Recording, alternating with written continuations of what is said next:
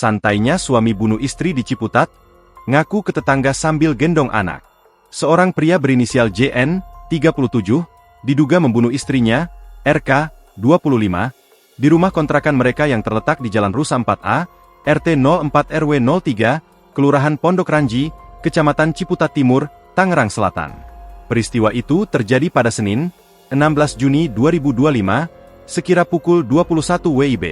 Pelaku JN berhasil ditangkap. Kejadian ini sempat membuat tetangganya terkejut. Sebelum pembunuhan terjadi, tetangga korban berinisial RH mendengar teriakan dan ribut-ribut antara JN dan RK. Sebelum pembunuhan terjadi, tetangga korban berinisial RH mendengar teriakan dan ribut-ribut antara JN dan RK. Sekitar pukul 19 WIB, saksi bersama istri yang tinggal sebagai tetangga korban, mendengar suara tangisan dan ribut-ribut korban dan pelaku, kata Kabid Humas Polda Metro Jaya Kombes Pol Ade Ari Syam Indradi.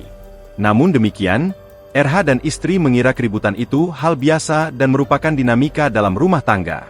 Pukul 23 WIB, saksi mendengar suara tangisan korban lagi. Namun, sekira jam 23.50 WIB, saksi mendengar suara tangisan anak, urai Ade Ari. Saat itu RH mengira anak JN dan RK yang masih balita tengah rewel.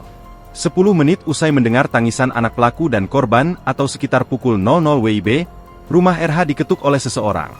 Begitu membuka pintu, ternyata yang datang JN bersama anaknya yang digendong.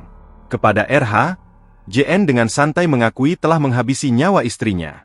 Berkata, "Pung, si Nisa sudah saya bunuh. Terserah dah sekarang Pung, saya mau diapain. Mau panggil polisi boleh? Diserahkan ke masa? Enggak apa-apa," ucap Ade Ari.